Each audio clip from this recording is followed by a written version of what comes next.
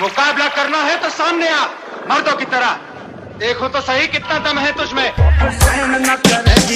National artist.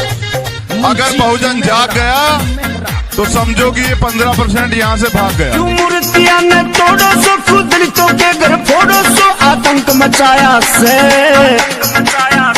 अब सहन न करेगी यारो भीम आर्मी, अब जुल्म न सहेगी यारो भीम आर्मी। हम भड़केंगे उनपे जो गलत नियत रखते हैं हमारी बहनों की तरफ। हम भड़केंगे उनपे जो हमारे भाइयों का, हमारे बुजुर्गों का अपमान करते हैं।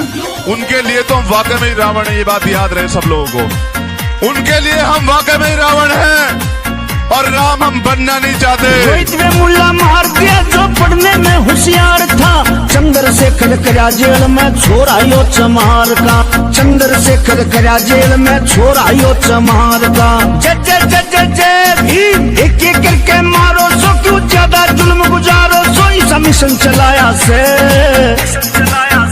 अब सहन न करेगी यारो भीम आर्मी, अब जुल्म न सहेगी यारो भीम आर्मी।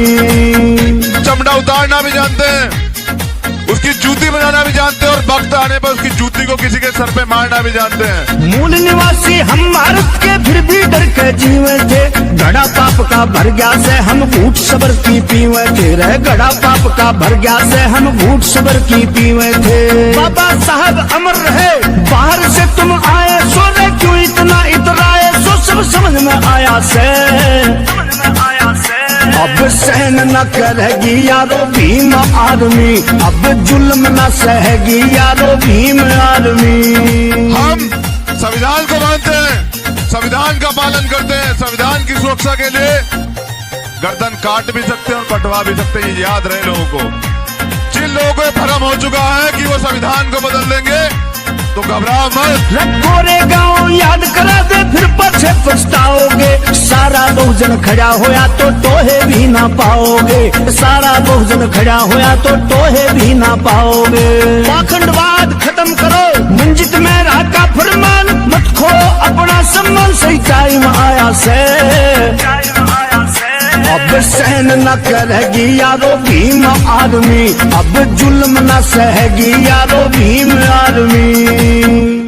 21वीं सदी हमारी है, हम उसे करके रहेंगे, इसमें हमें कोई रोक नहीं सकता।